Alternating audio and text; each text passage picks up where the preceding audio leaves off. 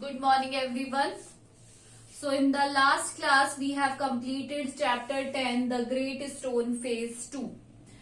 Now, in this lecture, we are going to discuss the question and answers of the same chapter.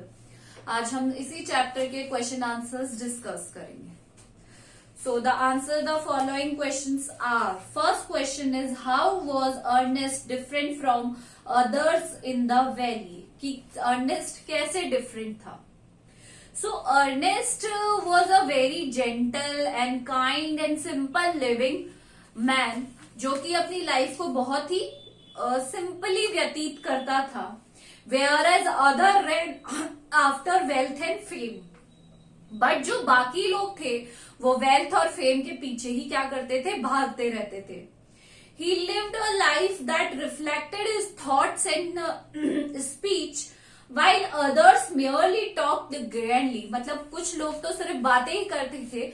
Ernest was living his life up to what he thinks, what he believes, right? And his wisdom, kindness and humility made him different from others. जो उसकी wisdom थी, kindness थे, humanity थी, it make him different from the other people, right? Now, question number 2. Why did Ernest think the poet was like the stone face? The poet, क्यों Ernest को ऐसा लगा कि जो पोएट है उनका फेस ही रिजेंबल करता है ग्रेट स्टोन फेस से. He believed, Ernest believed in that because the poet thoughts are so pure, so noble that and full of wisdom that Ernest was conceived of his greatness. उन्हें ये लगने लगा कि उन जो ग्रेटनेस है या उनके जो थॉट्स है, जो विचार व्यक्त कर रहे हैं, वही किसमें रिजेंबल होने चाहिए, true likeness of the great stone face. Understood? Now the question number 3 is, what did the poet say about his own thoughts and poems? Poet ने अपनी थॉट्स के बारे में क्या कहा था? Poet said that he himself admitted that his thoughts are not what he think.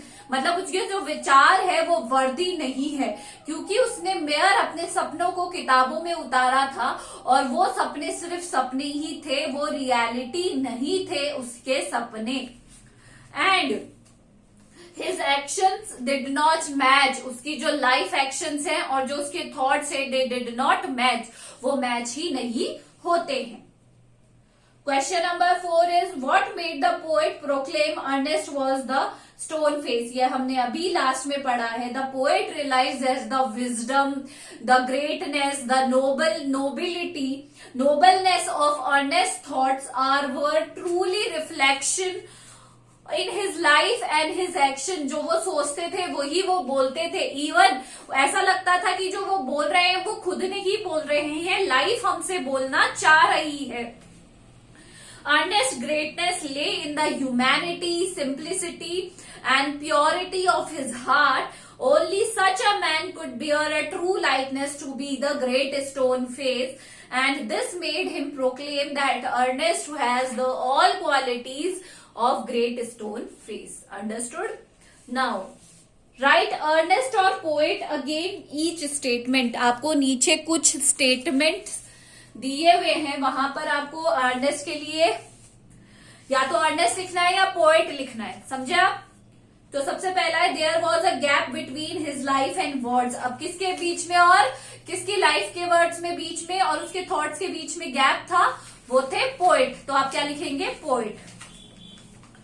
Second is, his words had the power of truth as they agreed with his thought. उसके जो थॉट्स थे उसके वर्ड्स से agree करते थे, जो वो बोल रहे थे उसी के विचार उनसे अग्री कर रहे थे. तो वो कौन थे? Ernest. Third is, his words as soothing as heavenly song but only as useful as a vague dream. तो यहाँ पे ये कहा गया है कि जो सॉन्ग थे वो बहुत ही हमारे मन को सूदिंग देते थे कि हेवनली सॉन्ग है, बट सिर्फ वो एक काल्पनिकता ही थी. तो ऐसे कौन थे? पोएट. ये किसके लिए कहा गया है? पोएट के लिए. फोर्थ इज, हिज थॉट्स वर वर्दी. किसके योग्य थे वर्दी? अर्नेस्ट के. Whatever he said was truth itself. जो भी वो कहते थे वो सच्चाई थी. तो उसमें किसके लिए कहा गया है यहाँ पर? अर्नेस्ट के लिए. 6 is his poems were nobles. अब अर्नेस्ट ने कभी पोएम लिखी नहीं, तो यहाँ पे किसके लिए कहा गया है? पोएट के लिए. His life was nobler than all the poems. किसकी लाइफ बहुत ही ज्यादा नोबल थी? पोएम से भी कहीं ज्यादा वो थे अर्नेस्ट. अर्नेस्ट आएगा यहाँ पे. He lacked faith in his own thoughts. ऐसा कौन था जिसका अपने ही थॉट्स में फेथ नहीं था, अपने ही थॉट्स में जिसका विचार मिलता जुलता नहीं था? वो थे poet. His thought has power as they agreed with the life he had. किसकी जो लाइफ उन्होंने जैसी जी थी उसी के हिसाब से उनके थॉट्स थे, तो वो कौन थे? अर्नेस्ट. 10th है, greatness lies in truth. Truth is the best expressed in one's action. He was truthful, therefore he was great. और ये अभी हमने लास्ट टाइम पे पढ़ा है, वो कौन थे? अर्नेस्ट थे. Now the question number 6, who by common consent turned out to be the great stone face? कौन बन के आया? Ernest to be turn out the likeness of the great stone face, and that was a common consent that is proclaimed by each and every one people present in the meeting there. Did Ernest believe that the old prophecy had come true? What did he say about it? तो क्या Ernest को believe हुआ? No, Ernest was not convinced that he himself was has the great likeness of the great stone face, but and the thus the prophecy yet does not fulfilled. He hoped that someone would come who had more greater wisdom, nobility of character than himself. It was then the prophecy would be fulfilled, and then the man would be living manifestation of the great stone face. तो हमने question answers भी कर लिए हैं. आपको सारे question answers copy में करने हैं. This is all for today. Thank you.